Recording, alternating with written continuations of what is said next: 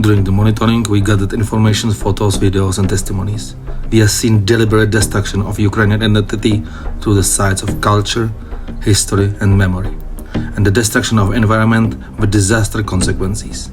We were visiting the places destroyed as a result of war. Special focus was given to war crime documentation.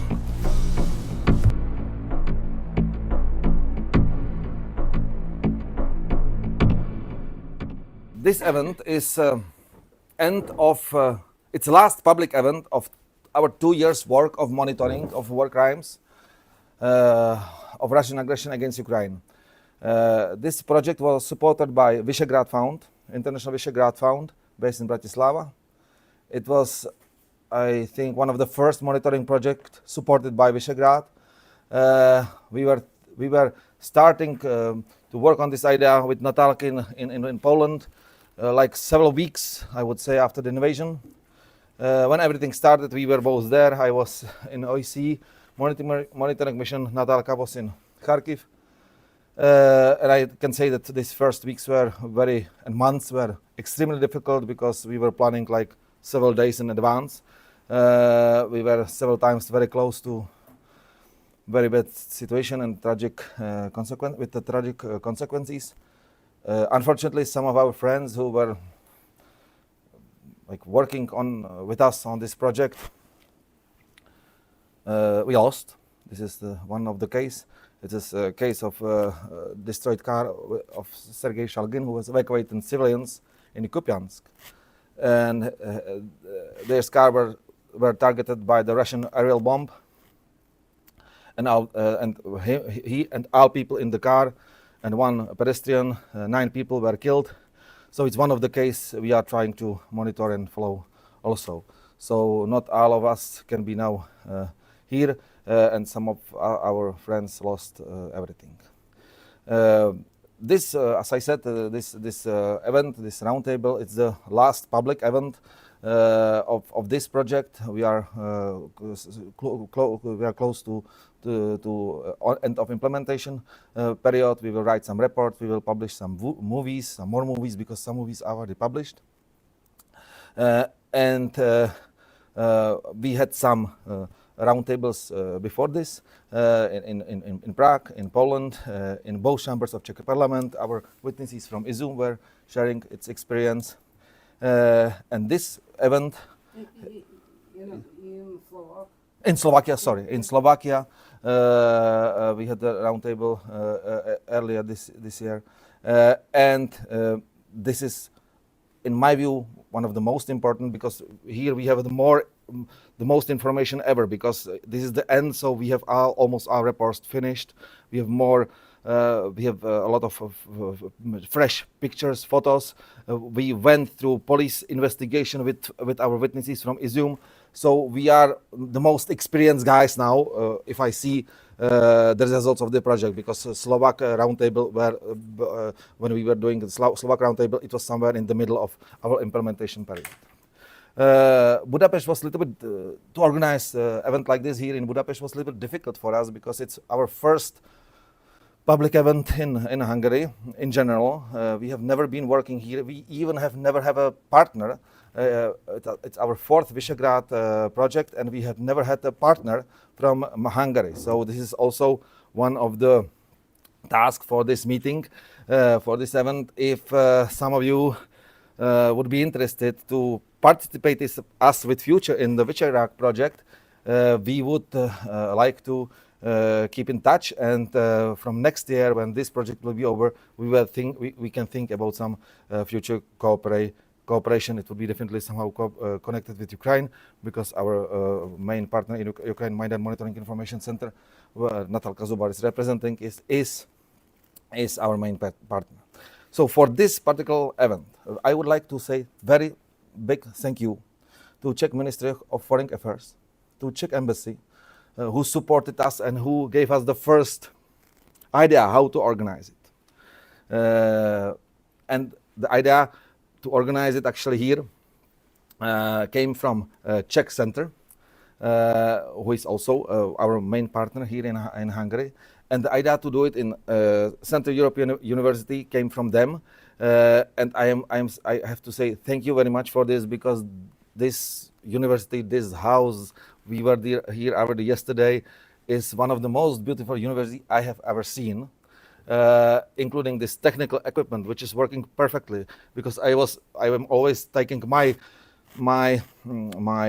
projector, but it was stolen in Prague from my car before yesterday, so I have no projector anymore.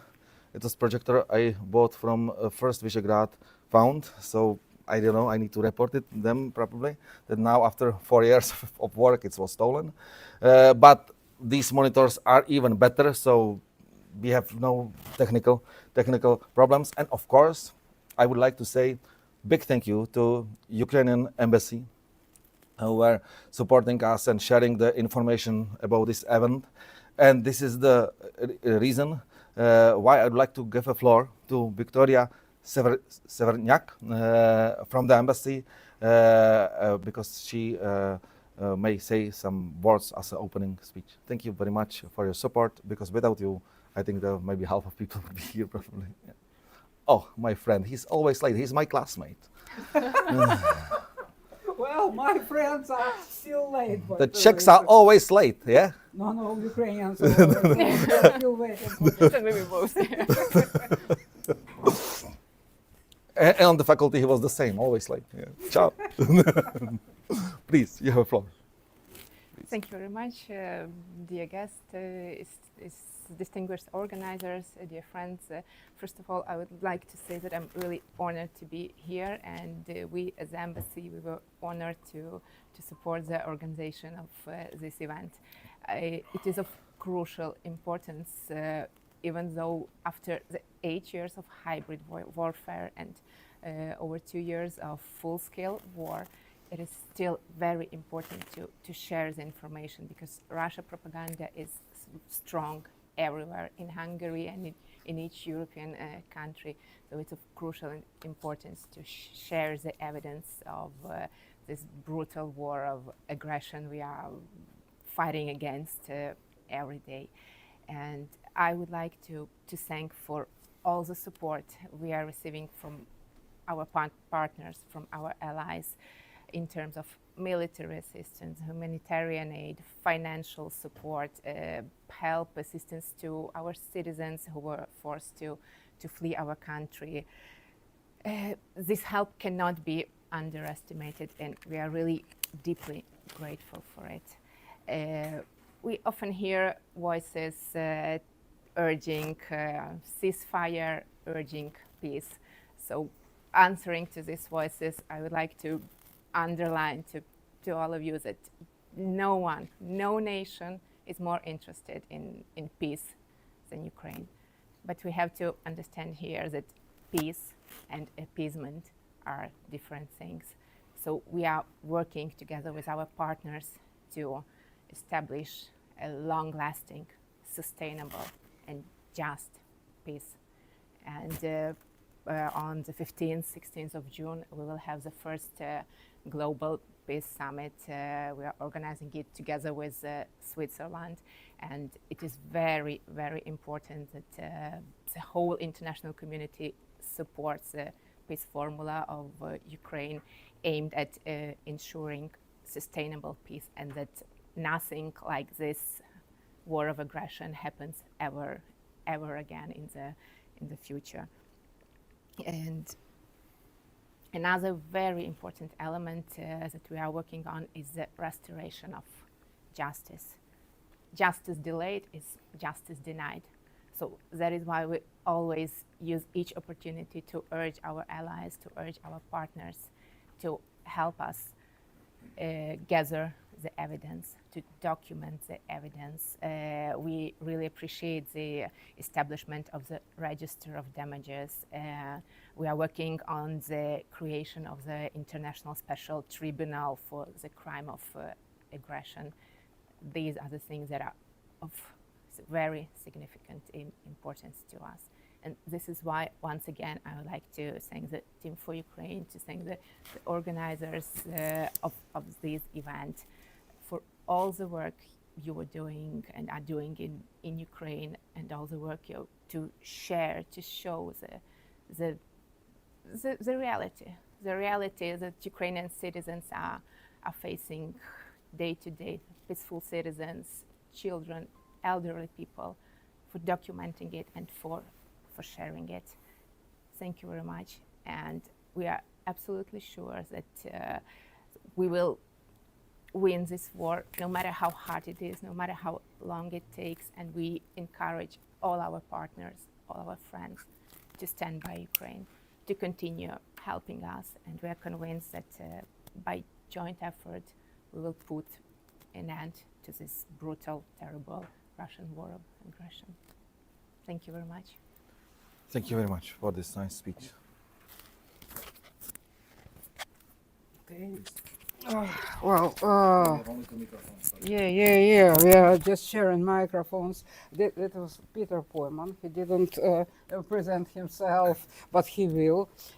He is actually the only professional criminologist between ourselves. And my name is Natalia Zubar. I'm from Kharkiv, and I will be showing lots of videos. Okay.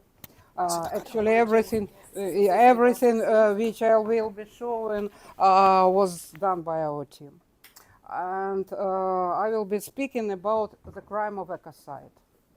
Crimes of ecocide. These are like unseen crimes, or the crimes which are hard to see. This is one of them. Try to guess what are you looking at.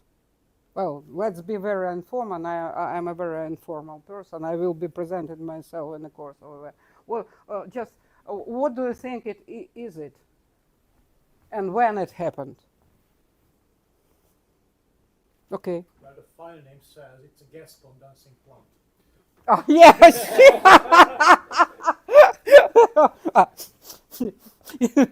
Bad spoiler, okay. So, it was hit last year, more than a year ago, and that is a gas condensing plant in Kharkiv region, because we have lots of gas mining industry, and for some reasons it was decided to be kept silent, not published.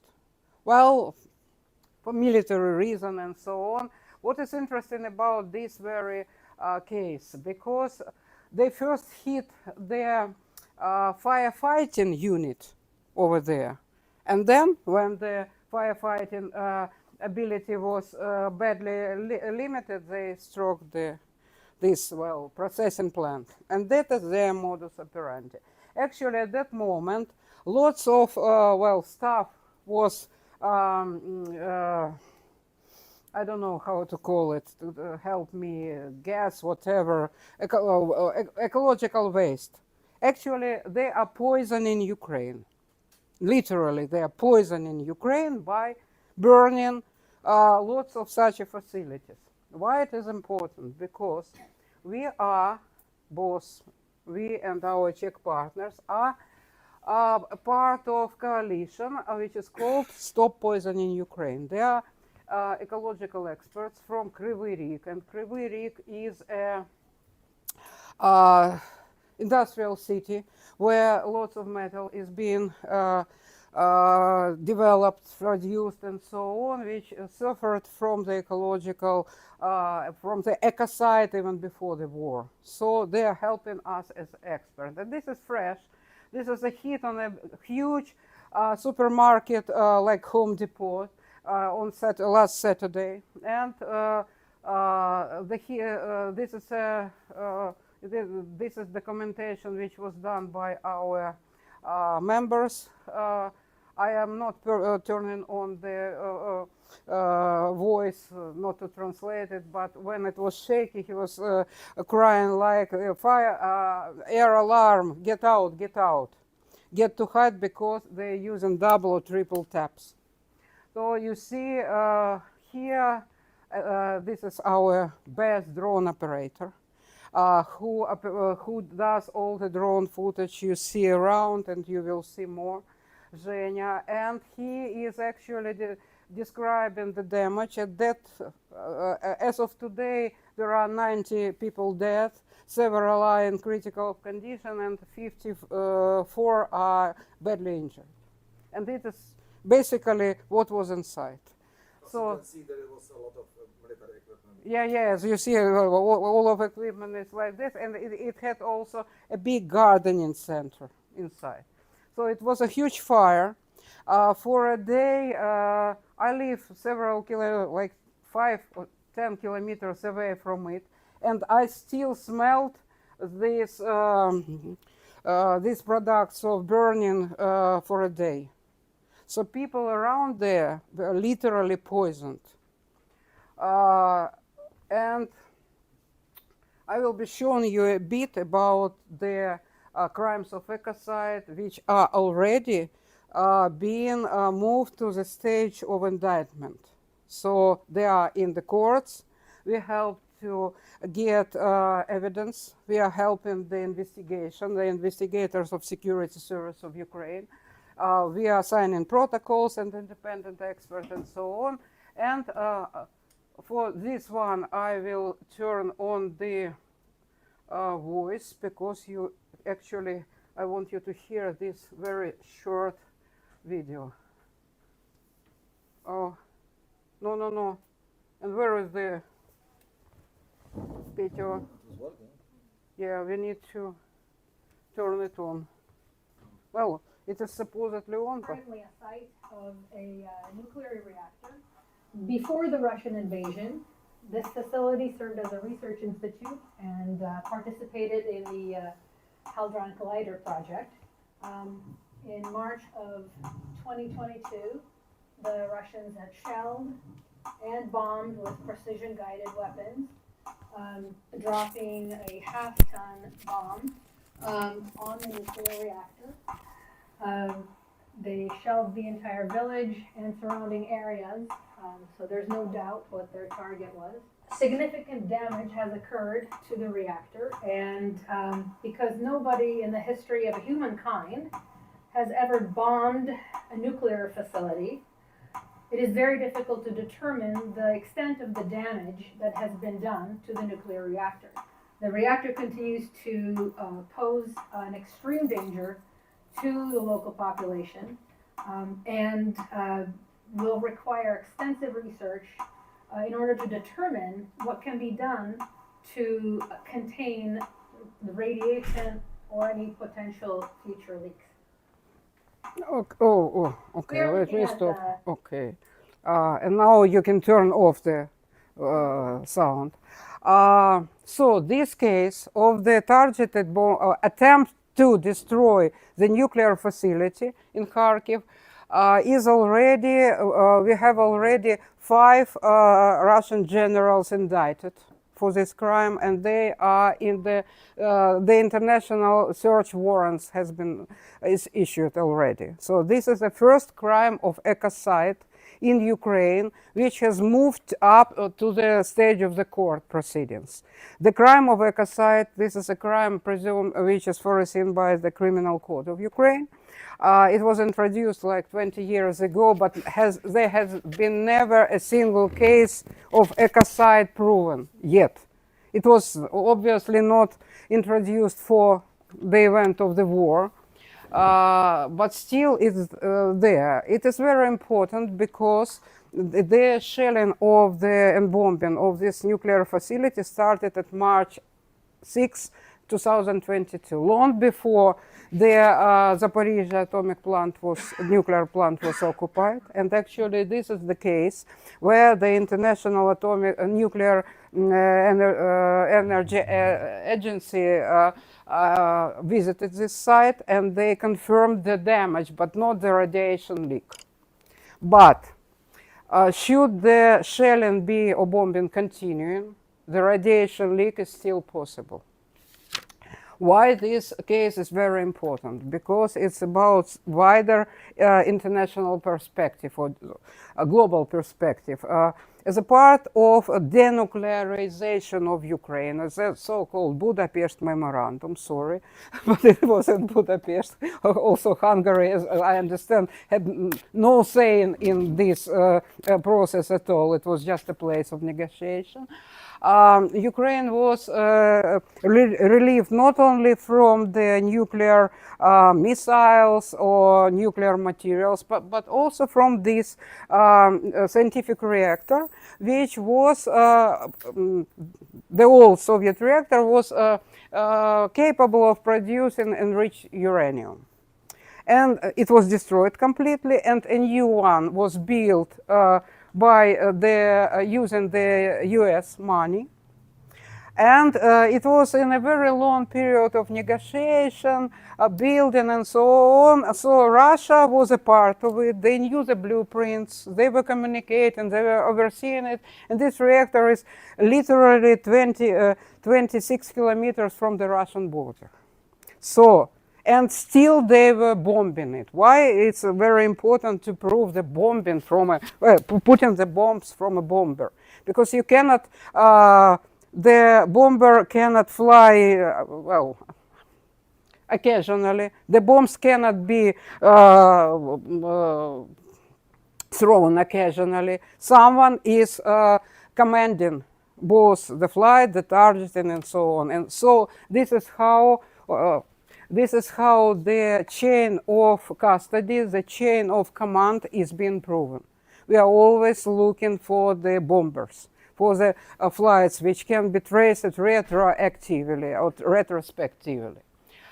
Okay, what should I told you? The next one. Try to guess what are you seeing. Well, it has the title, but probably you don't know. This is not Novakhovka. This is not Kherson region, it's Kharkiv region. We work only in Kharkiv and Kharkiv region. I live in Kharkiv. Our organization has the headquarters in Kharkiv. So this is a Askil River, which comes from Russia, by the way. It had a very long and big artificial reservoir coming somewhere to Russia, 110 kilometers long, and they have bombed and shelled this hydroelectric plant. Because this dam is also, like in Novakhovka, is a power generating plant. This is Zhenya, our drone operator, who found how it's called, Petr, well, from Pion artillery. Yes, that is a part of Pion. Pion is artillery. It's Pion artillery. And this is one one of the. the. Is reachable by this. Yes, and by the way, it's long-range artillery, which was developed for tactical nukes during Soviet times. Actually, everything they shell us with was developed in Soviet times. There is nothing new. And ironically, well, Zhenya found another part of Pion, and that's how actually we work. He also found a box from something with Russian stamps. So we collect not only digital forensic, like drone footage, but also this stuff, like you can see, you can show such stuff. Are in fact very important parts of investigation. These are only souvenirs because it's empty, but we have 6 rooms of these materials in Security Service of Ukraine because there were names and some of the guys who are on and you can see the you can see the destruction. So they were shelling and bombing this dam with whatever, with pylons. You will see the next weaponry they were shelling it with. And actually the first question the investigators are asking, why? Because this river and this reservoir actually fits the Donetsk region, which they claim to be theirs. They included the whole Donetsk region into the Russian Federation. It is in their constitution. They want to keep it, and they devoid the farmers of water. Why? And actually, that is the first question investigation asks. What the defendant, should there be any, be saying about it? It's crazy, actually. This is a crater which is produced by the beton beating bomb, you will see it. 1.5 ton beton beaten bomb. It's very specific and very rare. And still it produced very small crater because it's a very good concrete, very good beton.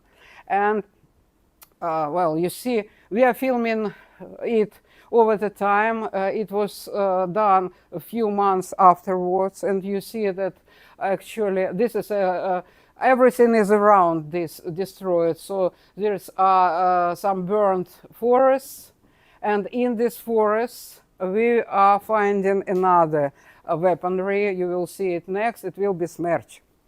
Another one which was used to destroy this dam.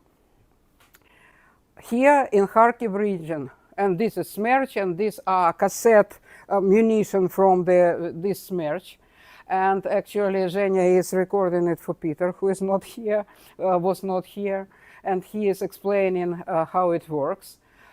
This is a burnt smerch launcher in the forest. In Kharkiv region, we have access to this shit. That's why in Kharkiv region, we have the unique opportunity to investigate the war of aggression as it was. We are not working with individual crimes. There are lots of human rights organizations who are helping to investigate individual crimes or human rights violations. Well, it's what is growing, you understand, in place of this, the river. But we are helping to investigate the planning, preparation, and waging war of aggression, and the crime of ecocide, which is collective crime, the crime against a big number of people and big number of objects. Okay, let me show you something else. It's a long video. We have those videos published, so we can share them, but I will show you what it is. It's a village which in Kharkiv region, which is really badly destroyed, and you will see mine barriers. The Russians are very good at mining. And these mine barriers, just look at it, and I'll be speaking as you are watching it. These mine barriers actually create what our colleagues, the experts in ecology environment, are saying morphological destruction of the soil. Because all those craters or trenches or everything damaged to the soil, it just like mix up the productive small upper layer of soil and makes it not productive. Not only because even should all those munitions of the mines you will see next be removed, the soil will not be the same for a very long time. So the trenches dug by either side, or any kind of shellings, or any kind of destructions, creates very bad damage to Ukrainian soils, to the environment. This is a very much, these are craters from shelling, but you will see also mine barriers later. Well, it's a long one. And this is the large-scale crime. Kharkiv region, not the city, was predominantly agricultural. So there were lots of big, small, medium farms. This very village was mostly very small for farms, individual farms. So this is a small farm, and this should be some people growing vegetables. There could be one pig, for example, or several pigs there, and there is a mine barrier. These are anti-tank mines, and there are like not just hundreds, but thousands around this small village. This village used to host 750 people. Right now, like 20 people are living there. So the drone is only way to see them, and you should be, we are working with investigators, we are working with criminologists, with forensic, military, experts on military equipment. And unless you travel with them, you don't even know where to look for. These are all active mines. So in this village, like once a month, people are blown up on mines because they are trying to demine their lots themselves. Unfortunately, it happens all over this Izum region. Petr will be talking about it. I will not be showing you more mines. I will show you something in the same village. So it was the biggest agricultural farm. In this village, they consider it very big, but I think by Hungarian standards it will be medium. You will see actually all the. So this is the biggest crater we have ever seen yet. In my life in general. Yeah. Maybe there are biggest, but we don't know. Nobody knows what it produced because this village was heavily contested for quite a long time. And you can see actually those morphological changes over there. Natalia, you can set Yeah. 56 meters diameter, Yeah. 38 deep, and deep. And we believe it was explosion of this agriculture. No. Nobody knows. The forensic or expert answer is nobody knows because they were, it was contested. There is nobody, there were no witnesses, at least we don't know them. And it's not a priority for investigation at all now because the priority for investigation is where there are lots of civil casualties. And here, luckily, most of people fled this village. So maybe they were military, we don't even know which military, maybe none, no one saw. Well, it's not a priority. It looks scary. There are lots of destroyed equipment, but we don't know what is it. And the last, but not the least, I wanted to show you, this one. And this is actually, a Skill River Dam is another case of ecocide which is close to the first indictment. And this is the third crime of ecocide. This is a killed dog, sorry, where the gas storage facility was hit by the several drones in Kharkiv in this February, killing lots of people in their homes. Just they were burned in their homes. And this is the fire like one day afterwards. They're still hanging this fire. The river was polluted, is what you see. We still can see that is a small river, a narrow river which is going into one bigger river, and I still see the oil, oil foil or oil oily stuff flowing in the river. So it's a long-term impact. That's basically all the videos I wanted to show you, but I also want to mention what we call acoustic ecology. That's acoustic terror. This is a new topic which we introduced. We introduced as our organization, Maidan Monitoring Information Center, the term acoustic terror. If anyone wants to read about it, just tell me, I'll share the link. And we have the first sociological research completed. It's basically terrorizing people by the sounds of war. Kharkiv is a big city. Before the war, it was 1.5 million people. Right now, 1.2 or 1.3, and the hits, some hits are so loud that half of the city hears it.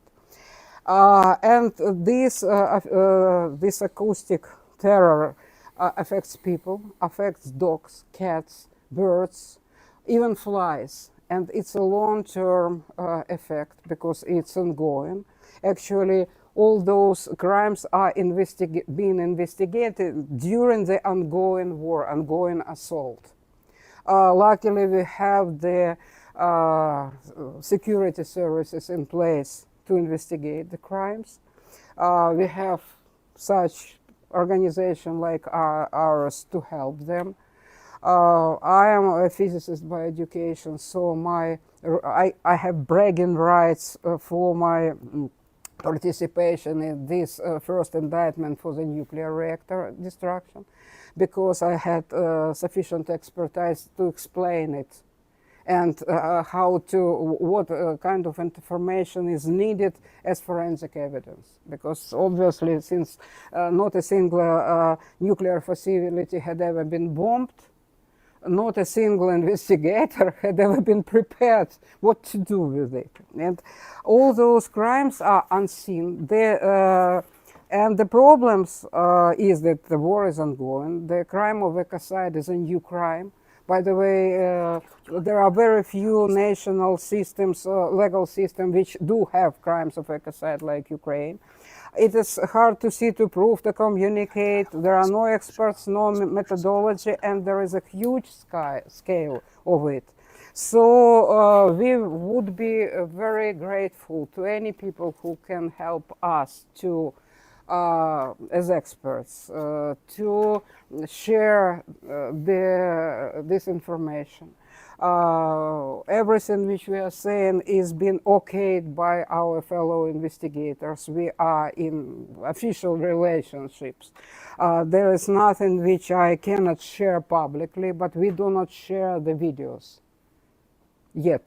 There are some videos where you just see it because, well, we agreed that until the first indictments are in place, we are not sharing them, because should we share them before, they can be invalidated in a competitive legal process. There is not a competitive legal process yet, because Russians are not defending themselves yet, but we don't know what will happen next. So we are always thinking as if we are preparing for competitive legal process. So thank you. I will be happy to answer any questions, but probably after my colleagues, so I'm giving the floor to Matěj. Yeah, Matěj is representing our partner organization from Slovakia, Arab Institute, and he was with us on a monitoring mission for several times, so he has also big experience. So please, you have a floor. So it is nice to meet you, and it's a privilege to be able to speak here to you. On the monitoring mission, I was also with two other colleagues. That's Stefan Žák from Slovakia and Adam Sibera from T4U Ukraine from Czechia. And also with Eva Zimová, who was a photographer. I think some of the, or most of the pictures here are made by her. No. But some of there are. There are some. They are not part of this exhibition. Maybe they are there in our presentation. Okay. So but yeah, she was working with us also, and there was several exhibitions like this.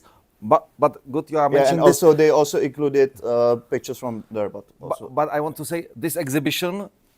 If someone would be interested, we can leave it here in Budapest if you have a place to show it. So if you are interested to show this picture, or something like. Leave it forever. No, not forever. For several months. This Yeah. is a traveling exhibition. Yeah, but it was the exhibition started in the European Parliament. It was supported by our Czech member of European Parliament, Markéta Gregorová, who supported also financially, and they made it. So it started there, and it was now. And now it's actually 5th place where we are showing them.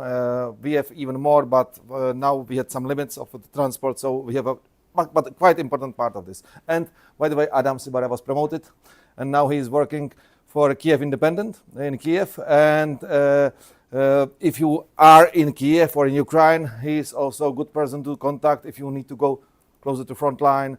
He is now working with different international newspapers and TV companies, so he is a good contact person, fluent in Ukrainian already, and fluent in US in American English also. So I will start more generally. What I will mention first is that the religious persecution committed by Russian forces started since 2014. So we aren't talking about events which would start only after 2022. So the Russian forces mainly targeted religious buildings, theological seminaries, or holy places which belongs to religious groups, which are either seen as being affiliated with Ukrainian nation or are seen as important for the Ukrainian national identity, or religious groups which are being seen by Russians as being affiliated by the West. So that, for example, includes the Orthodox Church of Ukraine, the Ukrainian Greek Catholic Church, and from the institutions, religious institutions which are seen as being affiliated with the West, those are various evangelical and Protestant churches, Jehovah's Witnesses, and also the Church of Latter-day Saints, so the Mormons. What was happening since 2014, where in addition to harassment of both priests and also churchgoers, it was also torture, abductions, or extrajudicial executions. What happened since the full invasion was that this violence was escalated in terms of scale. So, for example, according to the report, which was made by the Institute for Religious Freedom and which was presented on the Summit of International Religious Freedom in Washington, before the end of the year 2022, almost 500 buildings, theological seminaries, or holy places were either fully destroyed, damaged, or looted by Russian armed forces. And what is important that this number doesn't include only buildings affiliated to these churches which I mentioned, but also to the Ukrainian Orthodox Church, formerly Ukrainian Orthodox Church of Moscow Patriarchate, which is in reality affiliated with the Orthodox Church in Russia, even though it denied it. And I will be continuing now by mentioning one of the figures who belongs to the Ukrainian Orthodox Church, formerly of Moscow Patriarchate. That's Oleg Alexandrovich Ivanov, known under religious name Elisei. He's a former metropolitan of Izium and Kupiansk. He's not in Ukraine now, he fled.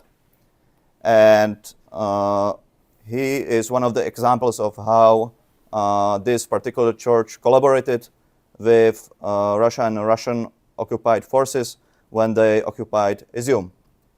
So, for example, he refused to add his name to the condemnation of war made by the Ukrainian Orthodox Church, formerly of Moscow Patriarchate. They did not condemn Russian, by the way.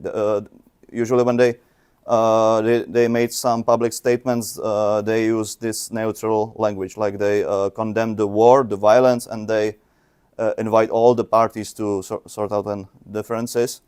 So he refused to do that. Even this. He also continued to praise and pray for Patriarch Kirill.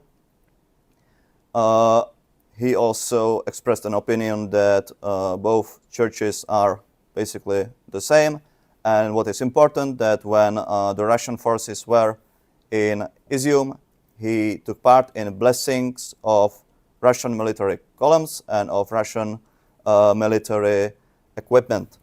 He also took an important part in production of Russian propaganda by providing interviews, and also by the fact that these blessings were televised. Another such figure is, and by the way, also I will show this is the Holy Ascension Cathedral in Izium. When we went there, it was partially repaired. Inside the cathedral, there's a icon of Pišťansk. We weren't allowed to take pictures there, but it was also damaged during the shelling by Russian forces, and the Metropolitan Elysee did not make any statement which would be condemning the shelling, and even the church itself did not make any statement which would mention this particular incident. Another pro-Russian collaborator from Izium, and who is also a priest of the Ukrainian Orthodox Church, formerly of Moscow Patriarchate, is Mikhailo Pimashin, known under the religious name Matěj. He is the abbot of monastery of the Pišťansk icon of the Mother of God in Izium, and he's important because in addition to helping Russians by helping to spread and taking part in production of their propaganda, he was providing interviews where he was legitimizing Russian occupation. He also denied that there is a war taking place, and he also said that there is no division between the church in Russia and the church in Ukraine. Now, what is more important is that he personally wrote a letter to Patriarch Kirill in Russia and asked him to provide humanitarian aid. And he was then, this person, Mikhailo Pimashin, he was then distributing the aid to people who remained in Izium. And in this, he basically, and he was also deciding who is going to get the aid and who is not going to get the aid. And in this way, he took part in buying and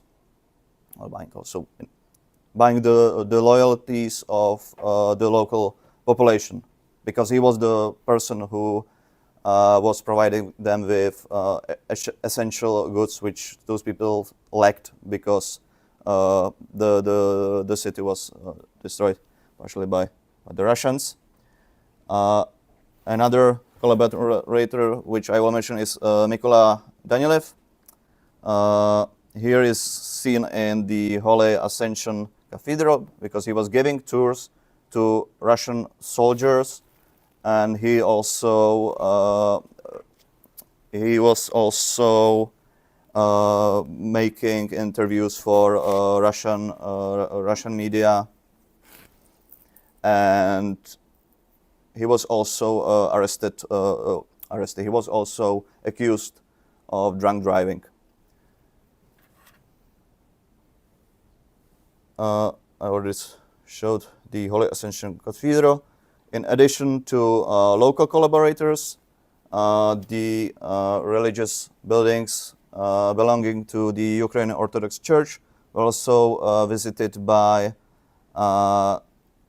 persons who are significant in the church in Russia. So this is Vitaly Belayev. He's a priest from Kazan, and he is attached to the Russian armed forces, and, for example, took a part in fighting in Czechia. And as part of the production of Russian propaganda, he was invited to Izium, and he stayed in the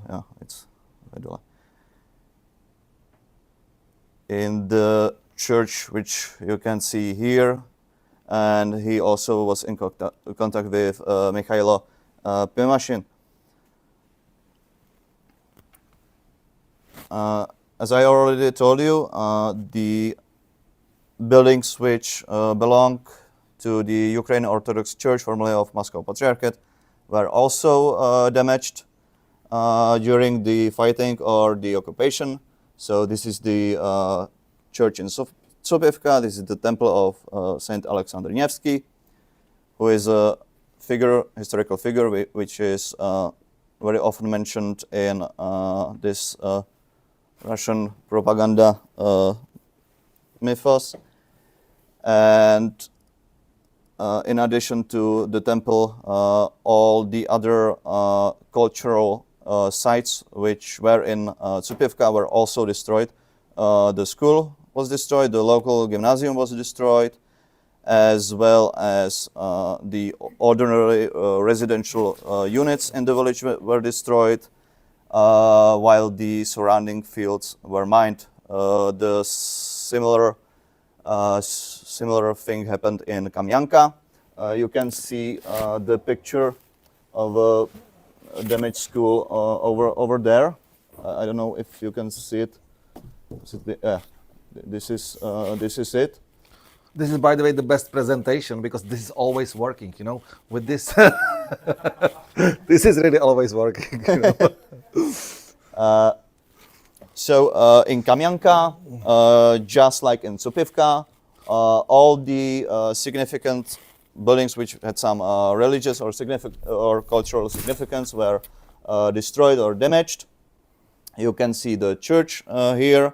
Also damaged was the cultural center, or the local cultural center, which was used by the Russians as a sort of base. And near that cultural center was this church which you can see behind me. It was burnt to the ground. It was a wooden church, and it also belonged to the Ukrainian Orthodox Church, formerly of the Moscow Patriarchate, and it was probably destroyed by incendiary munitions, because we found it lying near the remains of it lying near the building, and also it was told to us by people who still remained in the village.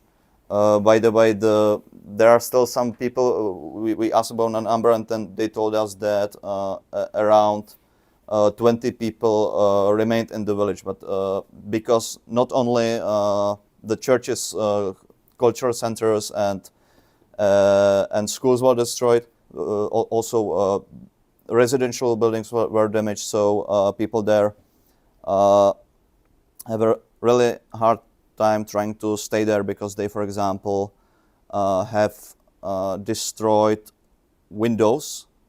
They have to board it with Plastic. Wooden boards, which are not sufficient, which do not provide sufficient insulation before winter. Also, that there's a problem with accessing basic utilities like water and so on.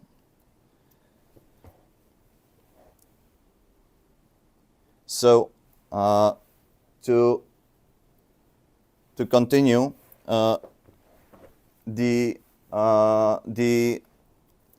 Ukrainian Orthodox Church, formerly of Moscow Patriarchate, was denying that it is still connected to the church in Russia, but as you can see by the examples I have provided, they had their members openly collaborating with Russia, and also there were other instances when their objects which they own harbored Russian spies.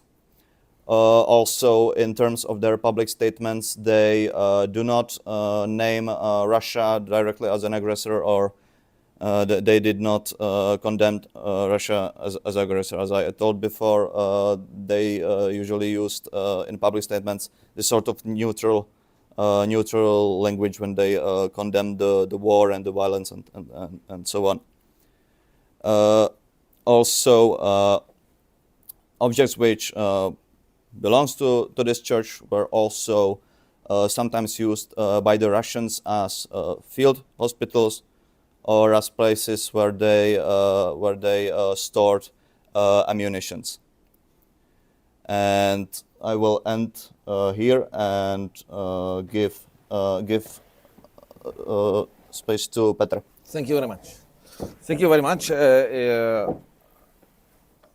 this is really important topic. It's a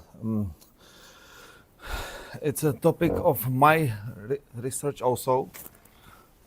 Thank you very much for participation. Thank you very much. I understand. Yeah.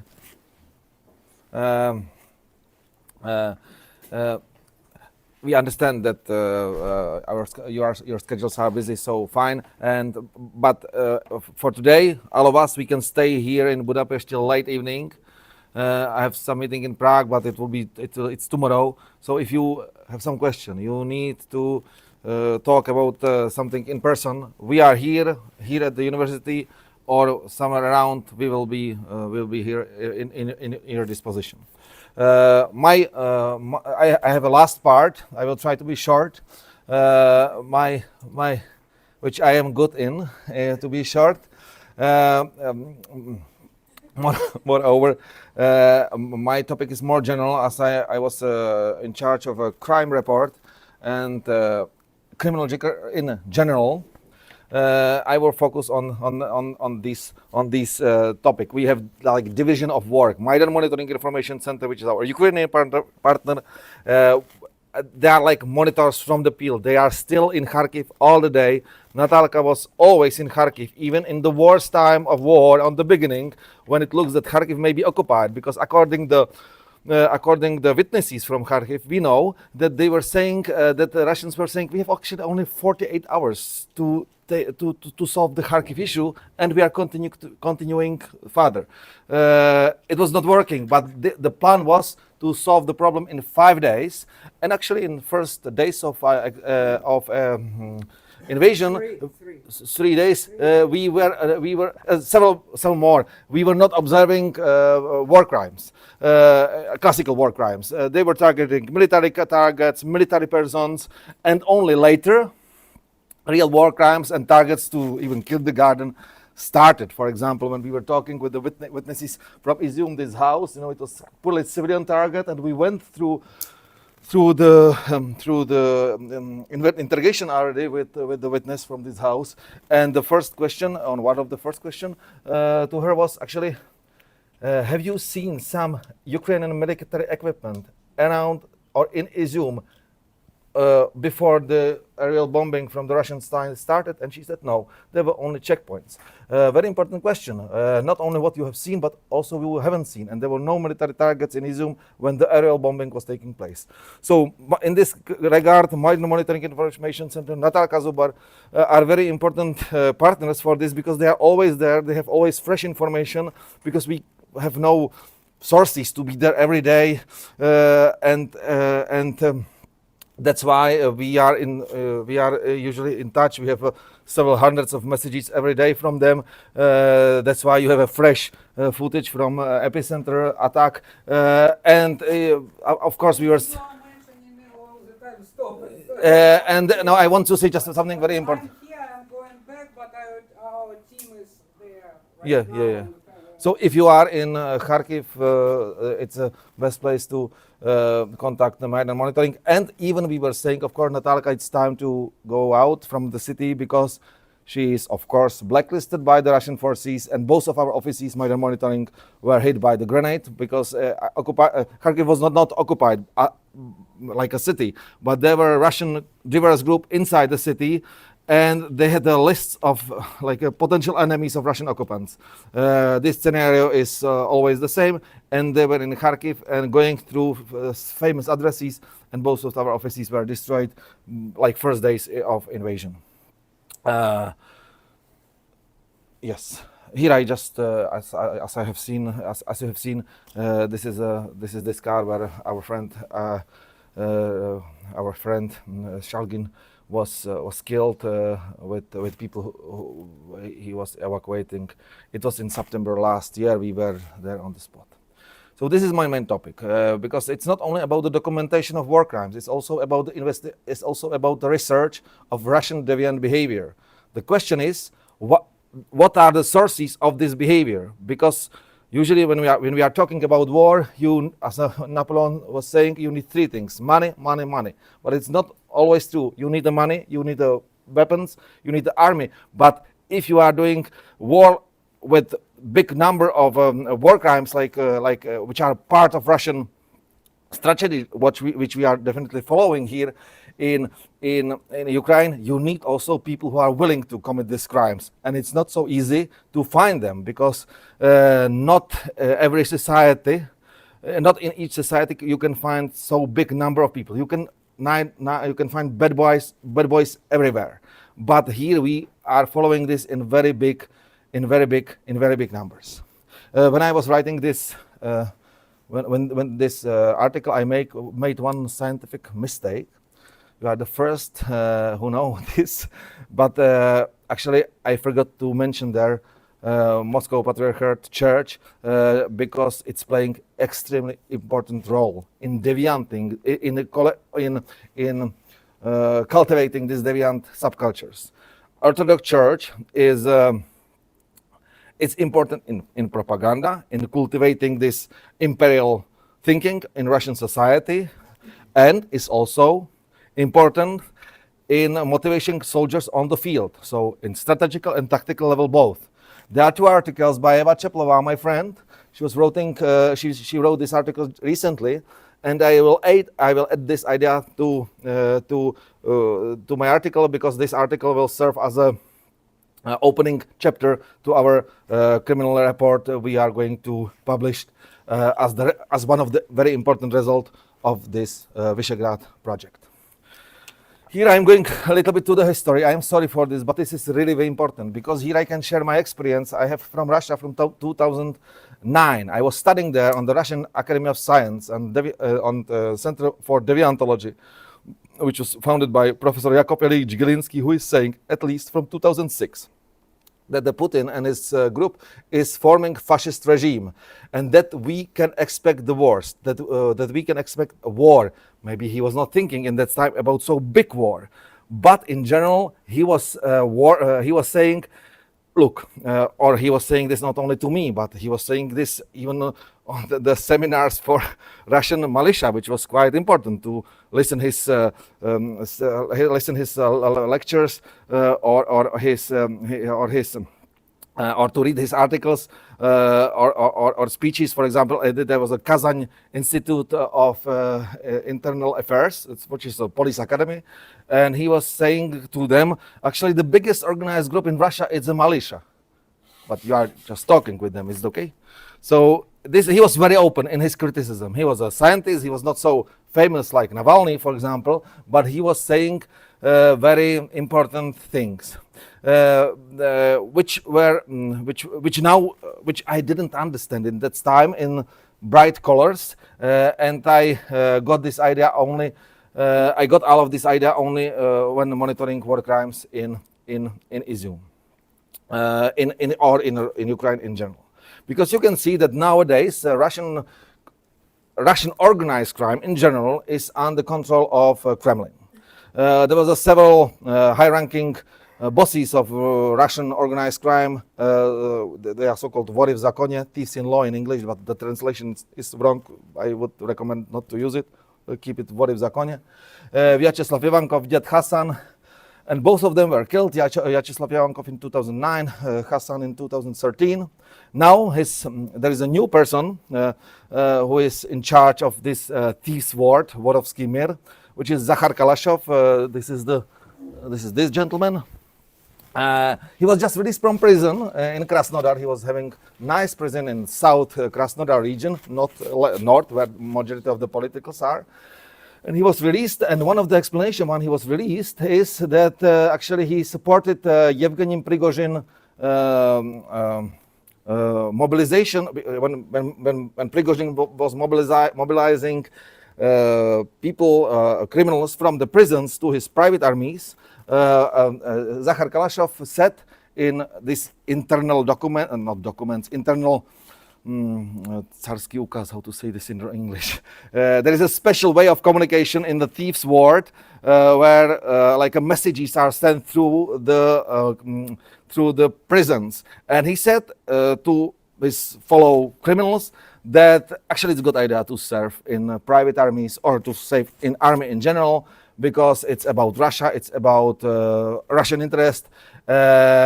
Otherwise, it would be against so-called Vorovsky status, thieves status, which is not, and the thieves and the members of this ward are not allowed to serve in army or in to work illegally in general. So this is one of the explanation, which I see as most likely that he was released because he supported this idea, and on the field, Yevgeny Prigozhin was actually the person who realized this idea, and a lot of criminals, including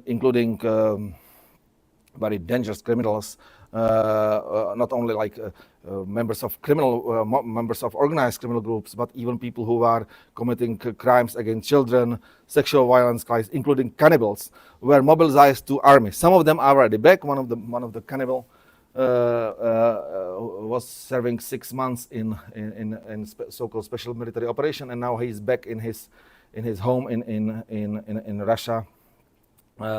So there are a lot of cases you can find even in Russian media. So this is organized crime or criminal world in general under control of Russian special services, and now you cannot find independent players in this world, including Semyon Mogilevich, who was very high-ranking boss. He was very active in Europe, in Czechoslovakia, and especially here in Budapest. Mogilevich was one of the most influential person in Russian-speaking organized crime. He's originally from Ukraine, but his career is more connected with Moscow and with my country, and also with Hungary, with this country, where we had several nightclubs. He has a financial interest here, and now it's difficult to say, by the way, where he is. He was in custody for several months some years ago, but who knows how it was. Now, according to my sources, he is still in Moscow, having a good life and taking care about these corruption networks around Europe. Who knows? Plus, so this is organized crime. Everything under control. You have everything. You can use it in your wars. Hybrid wars, which was used after 2014. Many criminals were used as collaborators in Donetsk, Luhansk, Crimea, everywhere. But it would be 2 hours lecture about this because there's a lot of figures I can talk about, as I was also working in Donetsk as an OEC monitoring officer, so I have seen a lot of interesting things which were very important for my research. So this is about organized crime. This is, I believe, preparation of aggressive war, maybe not in this scale, but there was something, the idea of something like this was there at least from 2009. You have also young organization, right? Society, and there are several examples. We have seen them in Donetsk also. In Arestantský úklad Jedin in English, it's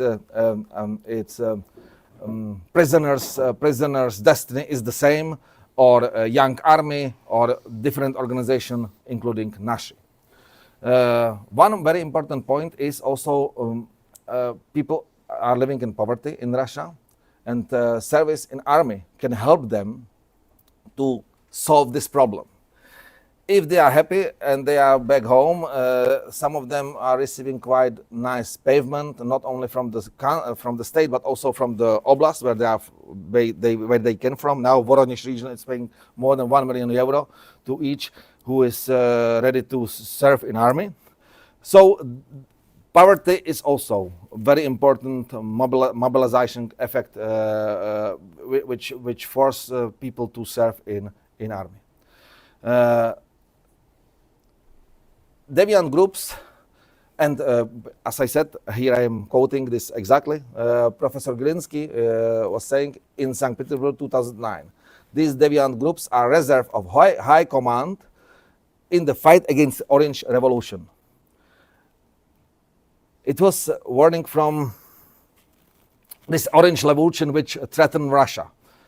I can say in this year, when he was saying this during one seminar, I didn't understand what does it mean. But I got it when I was doing my research in Izium, and I was participating in this exhumation here in this cemetery, I got it because these people were these people who are willing and able to commit war crimes, to be involved in these big crimes, and these people are also, and very often these people have nothing to lose. They are very poor. They have very often no home. They are very often also themselves victims of some crimes. So in general, it's very dangerous cocktail. This imperial ideology, mass propaganda, deviant society, and organized crime, all these instruments in one hand, and this is the result. Everything in Russia is subordinated to imperial interest, which are understood to large part of society as a collective benefit that is superior to individual human destiny. This is also another quotation of Professor Glinsky, which I can say, yes, this is confirmed by my experience, in Ukraine. Professor Glinsky has been pointing out for many years that the regime in Russian Federation fulfill all textbox characteristic of fascist regime: radical nationalism, militarism, the cult of power and domination. This everything we now see not only on occupied territories, but also in the Russian internal politics too. Because of all of this I was describing, these youngsters are part of the Ukrainian army. I don't know this man personally. If you would be interested, I have a video with from the witnesses with him when he is arrested. He's one of the two guys who survived attempt to occupy school in Kharkiv in February 2007. There's a photo with metadata, so this is real time and real date. I don't know how old is he, but he is barely 18, maybe younger. He was a part of special military unit, and he's exactly, I would say he is a victim. Maybe some Ukrainians would not agree with me, but he is a victim of this ideology, of this propaganda, of who knows how, from which family he is. Maybe he looks to have a serious problems at home. I don't know. But in this young age, he was forced by Russian state to fight in this criminal war. War. So I see him more like a victim, not as a perpetrator, because the main perpetrator is this figure, Putin. Putin is sometimes described as a mentally ill, especially by the Ukrainian propaganda, which I don't think is a good idea. Maybe it has some good propagandist reasons, but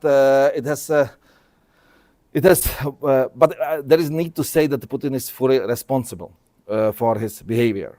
He is not mentally ill, fully responsible for his behavior. And the motives of his behavior we see actually in the environment when he grew up and in the culture that shaped this environment.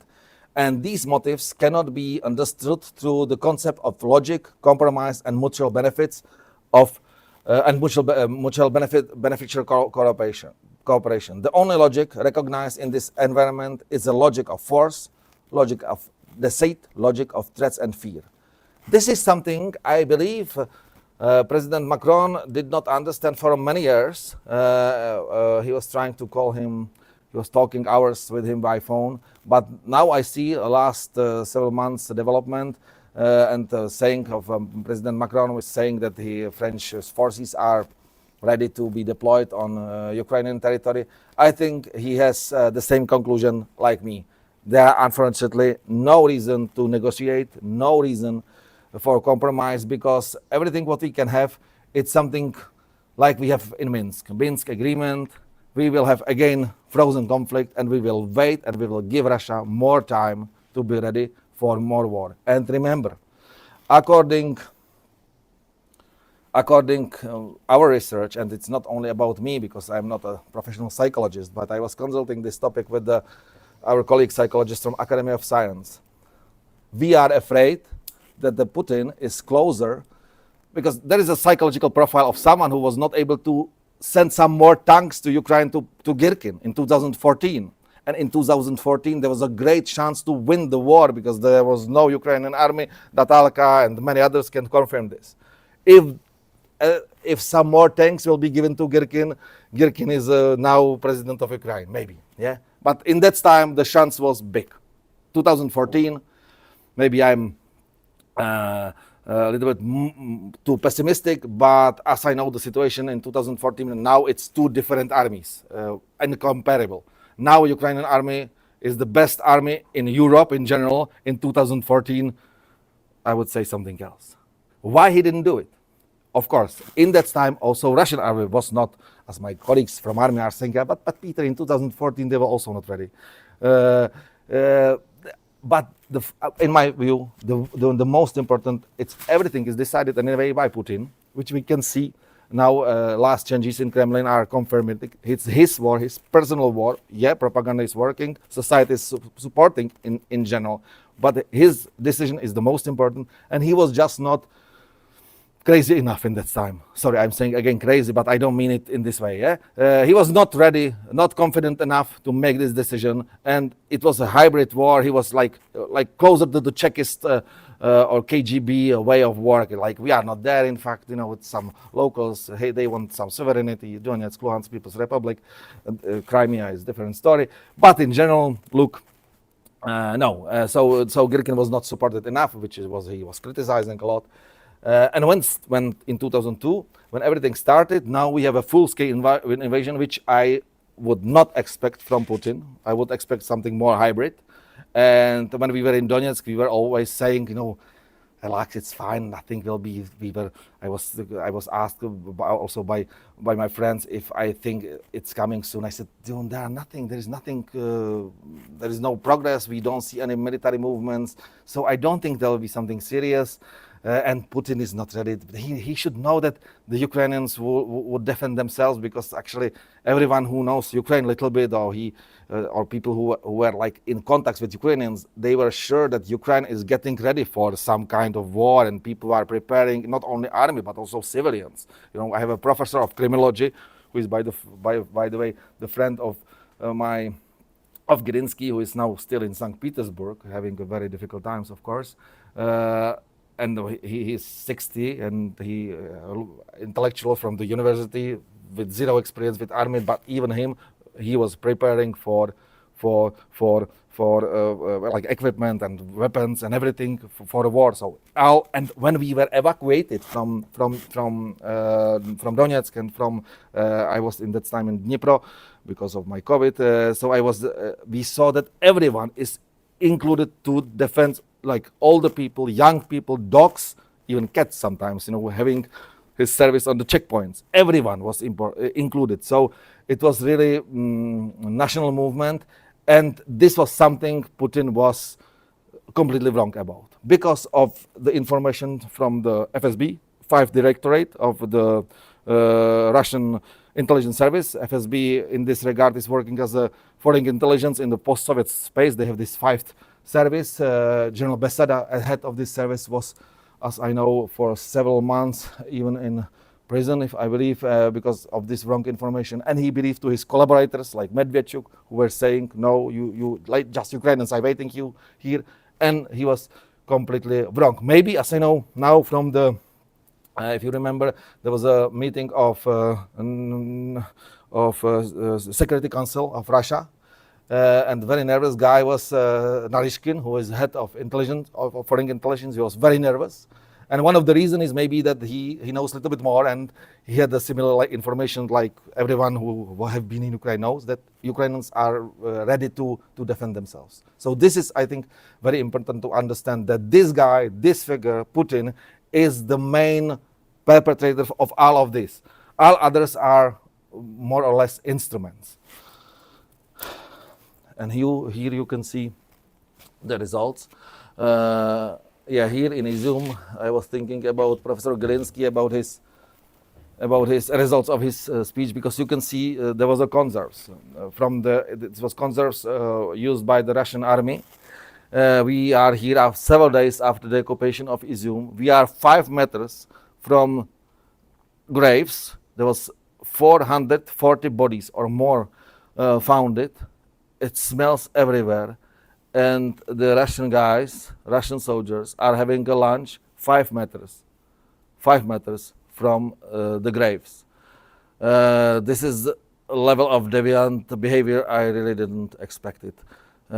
This is so far the biggest mass grave. Well, it's not a mass grave, but let's say it's a cemetery.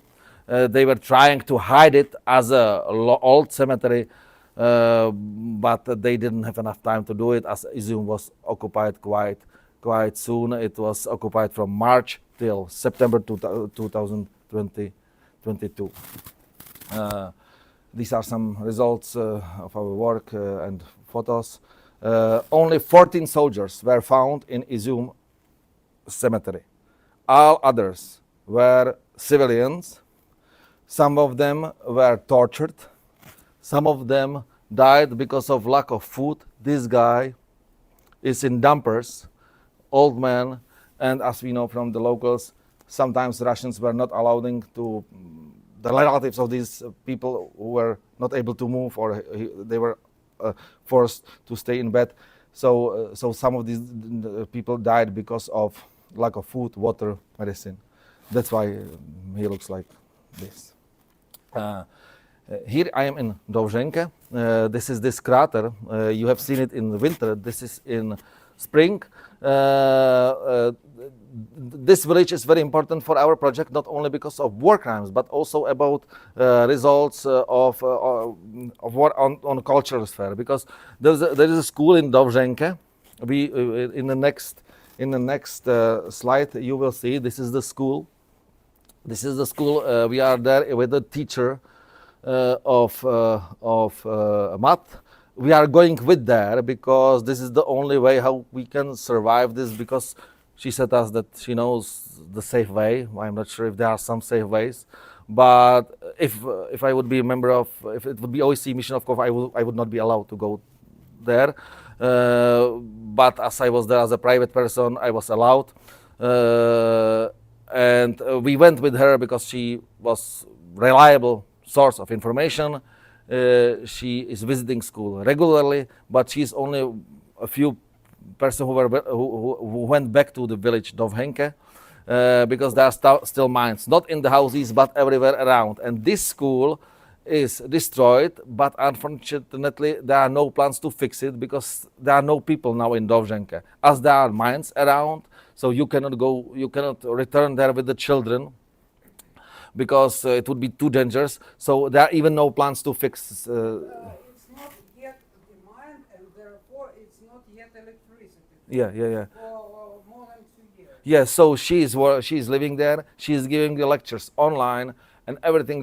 We were in her house. We have a long interview with her and everything. And she's dependent on this electric generator. So having very tough life. I'm giving still lectures to children who cannot visit this school because this school does not exist anymore. Several schools like this are everywhere around. We will have a list of these schools we have visited during the project. This is a usual picture of almost all schools we have visited in the occupied regions in Kharkiv region.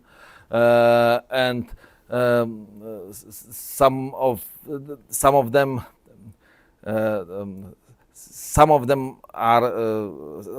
so destroyed it will be extremely difficult to fix them. But some schools and school you can see here, actually, because I feel I'm very negative. So I would like to. There is also school. It's a school with the German language. This is school in Kharkiv, destroyed completely during the attempt to occupy Kharkiv, and this school will be fixed. Actually, rebuild it again because there are funds from Germany, as it was German school.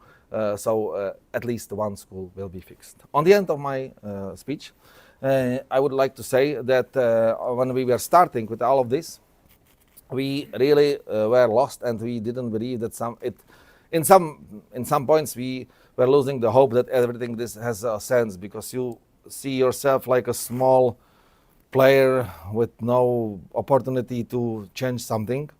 But some of our monitoring results were already attributed to concrete military commanders or concrete military persons. One of them is General Ruzinski, Andrei Ruzinski, who is the commander of Russian Baltic Fleet 11th Army Corps. And us in Kharkiv, a lot of materials were found. It's not only about Ruzinski, but it's also about the guys who were serving around him and with him in his command. Ruzinski there is a investigation the investigation case, and he is accused of crimes listed in Article 437, which of Criminal Code of Ukraine, which is not a war crime, but it's even higher crime. It's planning, preparation, initiation, conduct of aggressive war. And people in his unit and the people who were committing concrete military crimes, concrete war crimes in Izium, like torturing, like aerial bombing of these houses, for example, they are different. They are different cases because Ruzinski was the highest person there. For now, what we are planning to do and what we like, and we are looking for support, financial support also. And I will do this partly because as I remember, as I was last year, I was in USA in a program which was targeted to monitoring of war crimes. We will continue with the monitoring. This is very important. We need to continue with the monitoring, especially when the new areas will be liberated. This is the most important. As soon some monitors with some basic training are talking with the witnesses who were living several months or now even years under the occupation, they have the best information ever. Because when official investigation will come, it may take years. It may take years and the people will not remember nothing. Very often you see that people who are like 3 years experience, it's old experience, and they will forget very important details. So our colleague, our friend, our very experienced investigator of war crimes I met in US, and now he's in Prague. He was even participating in some of our public events in both chambers of Czech Parliament. Vladimir Dzuro, who was working in UN for many times with the Balkans, he said, you have two big problems in Ukraine. The scale is just unmanageable. It's very big. It's very big. And still there is no systematic approach. Yeah, I am comparing it, for example, when we were in the mission. Of course, it was not about war crimes; it was about the monitoring in general. But there were almost 200 persons of a special monitoring mission to Ukraine by OSCE. Now, when all Ukraine is somehow attached by war problems, there is no official mission, or there are very small missions, which is not enough. And it's in general, it's still about NGOs, about people who have some basic training, and I don't think we are doing enough in this case. We are still talking about tribunal, when it will be and how it will be great and everyone will be punished. But we are losing time, and we are losing a lot of very important evidences, big costs. Majority of this work is based on it's for Ukrainian police services, especially for security services of Ukraine, and they don't have enough personnel, enough experience, enough experts, for example, for analysis and due diligence. They are still looking, because they need only in Kharkiv, they need to interrogate 600 Russian prisoners of war, Russian soldiers. They need to go through, I don't know how many thousands of pages. We have only some examples here, but we have thousands of pages like this with someone who knows how Russian army is working. They need to prepare the documents ideally in according to international law to be able to use it not only in Ukraine but also outside of Ukraine. So this is very important. I don't think enough sources is given to this work, and this is something we are doing. Thank you very much. If you may please sign the participant list. Thank you. I'm sorry. So this advocacy activities, international cooperation. This is something we are doing now.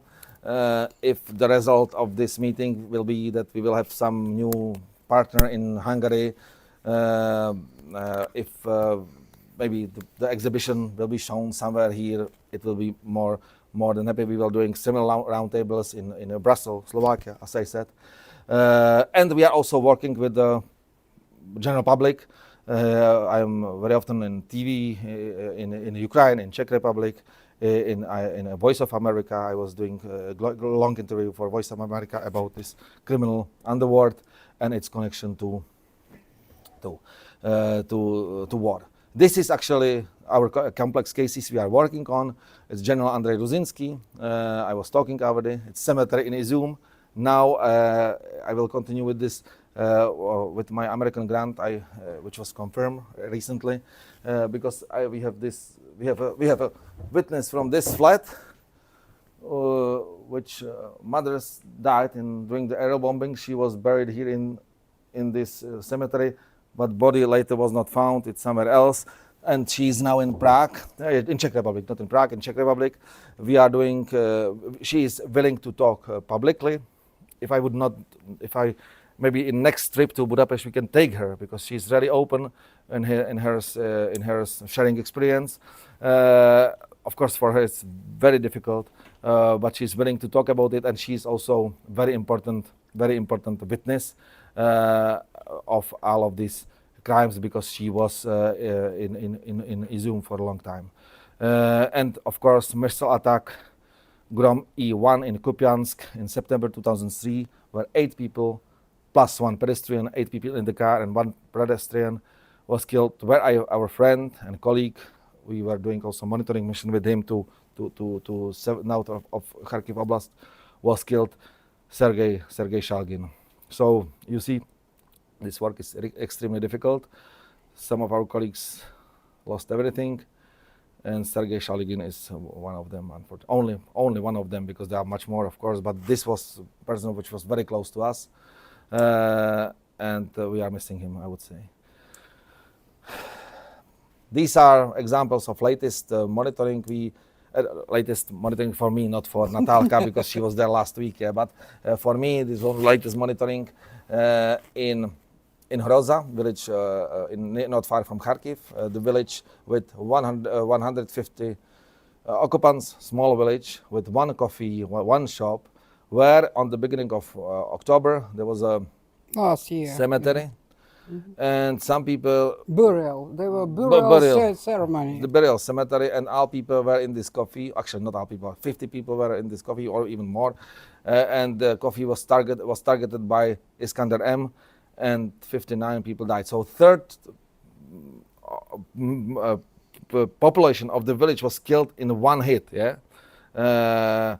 The reason why they were so exact and why the timing was so good from the Russian side, there were 2 collaborators who relieve or who was able to acquire the information when it will be and when it will be. The target was so majority of these people, of course, died on the spot. So it's the end of my presentation. I have much more to say, but I think it's enough for now. I'm open to all questions. We can stay here, or we can move somewhere outside. Yeah, and we are free to talk with you till late evening. Because we have no other plans for Budapest for this evening. I want to add something about Petr. He said that he was serving as a OSCE monitor in Donetsk before the full-scale invasion, and then he managed to come to Kharkiv at the end of March 22 as in his official, as an official OSCE monitor. No, was it the wasn't only- unofficially already. I Well, he was unofficially Really? there, but he was still an Yeah, OSCE yeah. monitor. He submitted the report, Yeah. and we were traveling around the city. There were lots of heats. We were witnessing a fresh heat or something burning. And he told me at that moment, I think it was 30th of March, Yeah. 2022. In 6 hours with you, I saw more crimes than in 6 months in Donetsk. 1 year in Donetsk. Yeah. 1 year in Because the you- scale is completely no, different. 6 years. In Donetsk, yes. Yeah, 6 months in Donetsk. Yeah, the scale is completely different. Yeah. So, Yeah. This so was. we are open to your questions, comments, whatever.